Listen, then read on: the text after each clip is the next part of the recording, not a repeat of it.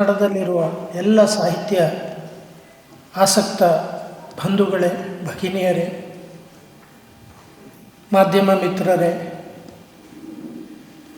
ಈ ಕಾದಂಬರಿಯನ್ನು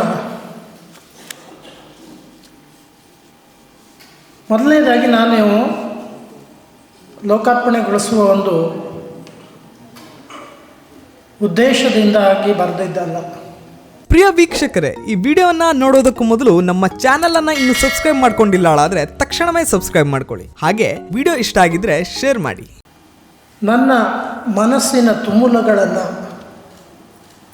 ನನ್ನ ಬಾಲ್ಯದ ಸಮಯದಲ್ಲಿ ಕಳೆದಿರುವ ಶರಾವತಿ ನದಿ ದಂಡೆಯ ಆ ಸುಂದರ ಬದುಕಿನ ಜೀವನ ಶೈಲಿಯನ್ನು, ಆ ಜೀವನ ಶೈಲಿ ಇಂದಿಗೂ ಅಲ್ಲಿ ಇದೆ ಅನ್ನುವುದರ ಪರಿಚಯವನ್ನು ಎಲ್ರಿಗೂ ಮಾಡಿಸ್ಬೇಕು ಅನ್ನುವಂಥ ಒಂದು ಮನಸ್ಸಿನಿಂದ ನಾನು ಈ ಒಂದು ಕೃತಿಯನ್ನು ಬರೆಯಲಿಕ್ಕೆ ಪ್ರಾರಂಭಿಸಿದೆ. ಪ್ರಾರಂಭದಲ್ಲಿ ನಾನು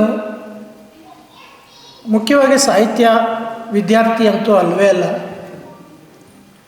ವಿಜ್ಞಾನದ ವಿದ್ಯಾರ್ಥಿಯಾಗಿ BSc ಹಾರ್ಟಿಕಲ್ಚರ್, MSc ಹಾರ್ಟಿಕಲ್ಚರ್ ಮಾಡಿಕೊಂಡು ಸರ್ಕಾರಿ ನೌಕರಿಯಲ್ಲಿ ಇದ್ದುಕೊಂಡು ಸಾಹಿತ್ಯವನ್ನು ಬಿಡುವಿನ ಸಮಯದಲ್ಲಿ ಆಸ್ವಾದಿಸ್ತಾ ಆಗಾಗ ಮನಸ್ಸಿಗೆ ಗೋಚಿದ್ದನ್ನು ಕವನಗಳ ರೂಪದಲ್ಲಿ ಗೀಚುತ್ತಾ ಸಾಗ್ತಾ ಇದ್ದೆ. ಆ ಸಮಯದಲ್ಲಿ ಶ್ರೀಯುತ SS ಭಟ್ರವರು ಸಾಹಿತ್ಯ ಚಿಂತಕರ ಚಾವಡಿಗೆ ನಿನ್ನನ್ನು ಸೇರಿಸ್ತೀನಪ್ಪ, ನಿಂದು ಕೊಡುಗೆಗಳು ಇರಲಿ ಅದರಲ್ಲಿ ಅಂತ ನನ್ನನ್ನು ಆ ಗುಂಪಿಗೆ ಸೇರಿಸಿದ್ದಲ್ಲದೆ ಅವರ ಒತ್ತಾಸೆಯ ಮೇರೆಗೆ ನಾನು ಈ ಕೃತಿಯನ್ನು ಧಾರಾವಾಹಿಗಳ ಮುಖಾಂತರವಾಗಿ 153 ದಿನಗಳ ಸತತವಾಗಿ ಈ ಒಂದು ಕೃತಿಯನ್ನು ಬರೆದೆ. ಆ 153 ದಿನವೂ ನಾನು ಇದನ್ನು ನಾನು ಮೊಬೈಲ್ನಲ್ಲೇ ಟೈಪ್ ಮಾಡಿ ಕಳಿಸಿದ್ದೀನಿ. ಯಾವುದು ಬೇರೆ ಲ್ಯಾಪ್ಟಾಪ್ಗಳಾಗಲಿ ಕಂಪ್ಯೂಟರ್ಗಳಾಗಲಿ ಯಾವುದನ್ನು ಬಳಸದೆ, ಹೆಚ್ಚಾಗಿ ಕಾರವಾರ ಅಲ್ಲಿ ಇಲ್ಲಿ ಮೀಟಿಂಗ್ಗಳಿಗೆ ಹೋಗ್ತಾ ಇರುವಂಥ ಸಮಯದಲ್ಲಿ ಗಾಡಿ ಮೇಲೆ ನಾನು ಟೈಪ್ ಮಾಡಿಕೊಂಡು ಕಳಿಸಿದ್ದು ಉಂಟು. ಗಾಡಿ ಮೇಲೆ ಪ್ರವಾಸ ಮಾಡ್ತಾ ಇರುವಾಗಲೇ ಟೈಪ್ ಮಾಡಿ ಕಳಿಸಿದ್ದು ಉಂಟು.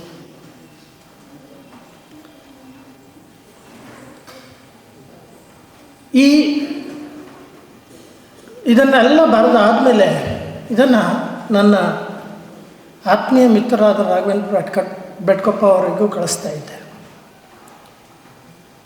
ಅವರು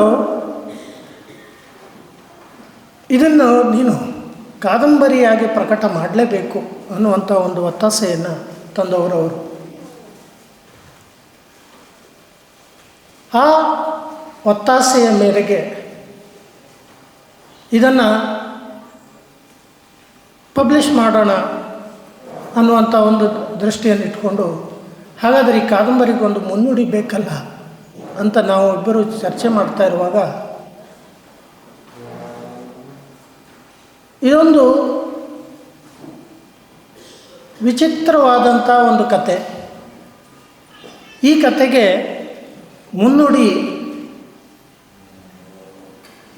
ಸುಚೇಂದ್ರ ಪ್ರಸಾದ್ ಸರೇ ಬರೆದ್ರೆ ಒಳಿತು ಅನ್ನುವಂಥ ಭಾವನೆ ನಮ್ಮಿಬ್ಬರಲ್ಲೂ ಬಂತು. ಅವರನ್ನು ನಾವು ಕೇಳ್ಕೊಂಡ್ವಿ.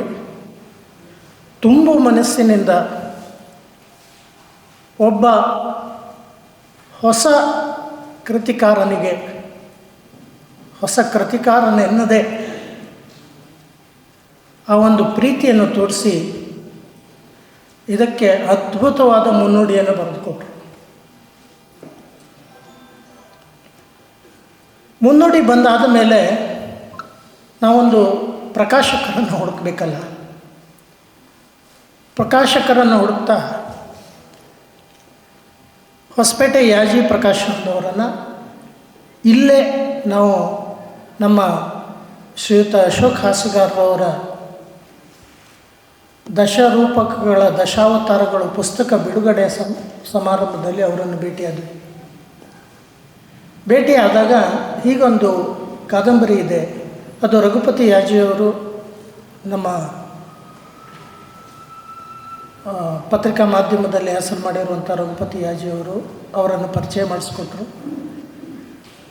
ಮಾಡಿಸ್ಕೊಟ್ಟ ಮೇಲೆ ಇದನ್ನು ಒಂದು ಪ್ರಕಟಣೆಗೆ ತೆಗೆದುಕೊಳ್ಬೇಕು ಅನ್ನುವಂಥ ಒಂದು ವಿನಂತಿಯನ್ನು ಮಾಡಿದ್ರು. ವಿನಂತಿ ಮಾಡಿದಾಗ ಅವರು ಒಂದು ಮಾತು ಅಂದರು, ಹೆಸರು ಹಳೆ ಹೆಸರು, ಕರ್ಮಫಲ, ಇಂಥದ್ದು ಸಾಕಷ್ಟು ಕಾದಂಬರಿಗಳು ಕಥೆಗಳು ಬಂದು ಹೋಗಿದ್ದಾವೆ, ಹೊಸ ಲೇಖಕ, ಅಷ್ಟೊಂದು ಹೆಸರು ಮಾಡಲಿಕ್ಕಿಲ್ವೇನೋ ಅಂತ ಅವರ ಅಭಿಪ್ರಾಯ. ಸಹಜವಾಗಿ ಒಬ್ಬ ಪ್ರಕಾಶಕರಿಗೆ ಅವರ ಕೃತಿ ಪ್ರಕಾಶನಗೊಂಡ ಮೇಲೆ ಅದು ಎಷ್ಟು ಪ್ರಸಾರವಾಗ್ತವೋ ಅಷ್ಟು ಅವರ ಹೆಸರು ಬೆಳಕಿಗೆ ಬರ್ತವೆ. ಸಹಜವಾಗಿ ಸಾಕಷ್ಟು ಸರ್ಜು ಕಾಟ್ಕರ್ರವರಂತಹ ಲೇಖನಗಳನ್ನು, ಅಶೋಕ್ ಹಾಸ್ಯಗಾರರಂಥ ಪ್ರಬುದ್ಧ ಪ್ರಬಂಧಗಳನ್ನು ಪಬ್ಲಿಷ್ ಮಾಡಿರುವಂಥ ಯಾಜಿ ಪ್ರಕಾಶನದವರಿಗೆ ಇದು ಅನಿಸಿದ್ದೇನು ವಿಶೇಷ ಅಲ್ಲ. ಅವ್ರಿಗೆ ನಾನು ಒಂದು ಮಾತಂದೆ, ಸರ್ ಇದನ್ನು ಒಂದು ಸರಿ ಓದಿ ಪ್ರಕಾಶಿಸಬಹುದಂತ ನಿಮ್ಗೆ ಅನಿಸಿದರೆ ಇದನ್ನು ಪ್ರಕಾಶನ ಮಾಡಿ. ಅವರು ಓದಿದ ಮಾರನೇ ದಿನವೇ ಇಲ್ಲಪ್ಪ ನಾನು ಇದು ಪ್ರಕಾಶನಗೊಳಿಸ್ತೀನಿ ಅಂತ ಪ್ರಕಾಶನಗೊಳಿಸಲಿಕ್ಕೆ ಮುಂದೆ ಬಂದರು. ಹೀಗೆ ಮುದ್ರಣಗೊಂಡಿತು. ಆ ಮುದ್ರಣಗೊಳ್ಳುವ ಮೊದಲು ನಾವು ಮೊಬೈಲ್ನಲ್ಲಿ ಟೈಪ್ ಮಾಡಿರೋದು, ಇದರ ಕಾಗುಣಿತಗಳು ಕೆಲವೊಂದು ಆಚೆ ಈಚೆ ಆಗಿರ್ತವೆ, ತಪ್ಪಾಗಿರ್ತವೆ, ಅದನ್ನು ಕರೆಕ್ಷನ್ ಮಾಡಿಕೊಡ್ಬೇಕು ಅನ್ನುವಂಥದ್ದನ್ನು ನಾನು ನಮ್ಮ ಕಚೇರಿಯ ಅಧೀಕ್ಷಕಿಯಾಗಿರುವಂಥ ಜ್ಯೋತಿ ಹೆಗಡೆಯವರು, ಶ್ರೀಮತಿ ಗಾಯತ್ರಿ ರಾಘವೇಂದ್ರ ಹಾಗೂ ಶ್ರೀ ವಿರೂಪಾಕ್ಷ ಕಂಚಿಕಯ್ಯವರು, ಖ್ಯಾತ ಪತ್ರಕರ್ತರು, ಅವರಲ್ಲಿ ಈ ಕರಡು ಪ್ರತಿಯನ್ನು ಕೊಟ್ಟೆ. ಅದನ್ನು ಒಮ್ಮೆ ಕರೆಕ್ಷನ್ ಮಾಡಿಕೊಟ್ರು. ಕೊಟ್ಟ ನಂತರ ನಾವು ಅದರ ಕರೆಕ್ಷನ್ಗಳನ್ನೆಲ್ಲ ಸೇರಿಸಿ ಯಾಜಿ ಪ್ರಕಾಶನದವ್ರಿಗೆ ಕಳಿಸಿದ್ವಿ. ಇನ್ನೂ ಸಾಕಷ್ಟು ತಿದ್ದುಪಡಿಗಳು ಅಲ್ಲಿ ಇದ್ದವು. ಅದನ್ನೆಲ್ಲ ತಿದ್ದುಪಡಿಯಾಗಿ ಇಂದು ಪುಸ್ತಕವಾಗಿ ಹೊರಗೆ ಬರ್ತಾಯಿದೆ. ಈ ಪುಸ್ತಕವಾಗಿ ಹೊರಗೆ ಬರಲಿಕ್ಕೆ ಇದಕ್ಕೊಂದು ಸುಂದರವಾದ ಮುಖಪುಟವನ್ನು ಮಾಡಿಕೊಡ್ಬೇಕಲ್ಲ. ಅದಕ್ಕೆ ಅಜಿತ್ ಕೌಂಡಿನ್ಯವರವರನ್ನು ಯಾಜಿ ಪ್ರಕಾಶನದವರೇ ವಿನಂತಿಸ್ಕೊಂಡರು. ಇದಕ್ಕೊಂದು ಮುಖಪುಟ ಮಾಡಿಕೊಟ್ಟಿದ್ದಾರೆ.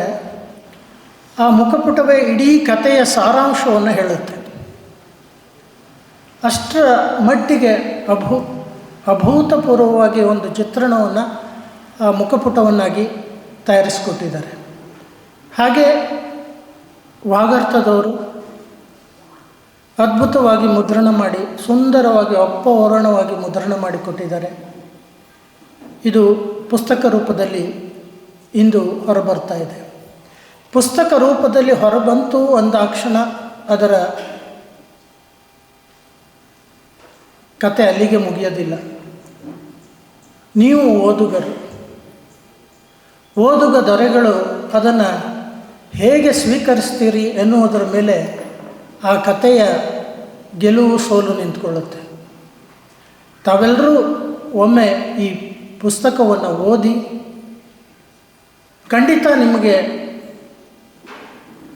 ಒಂದು ವಿಚಿತ್ರ ಜಗತ್ತನ್ನು ನಿಮ್ಮ ಎದುರು ತೆರೆದಿಡುತ್ತದೆ ಅಂತ ಹೇಳ್ತಾ ಇಂದಿನ ಈ ಕಾರ್ಯಕ್ರಮಕ್ಕೆ ಆಗಮಿಸಿರುವಂಥ ತಮ್ಮೆಲ್ಲರಿಗೂ ವಂದಿಸಿ ನಾನು ಮಾತನ್ನು ಮುಗಿಸ್ತೀನಿ. ಜೈ ಹಿಂದ್. ವೀಕ್ಷಕ ಮಹಾಪ್ರಭುಗಳೇ, ನಮ್ಮ ಚಾನಲ್ ಅನ್ನು ಸಬ್ಸ್ಕ್ರೈಬ್ ಮಾಡಿ, ಶೇರ್ ಮಾಡಿ, ಪ್ರೋತ್ಸಾಹಿಸಿ.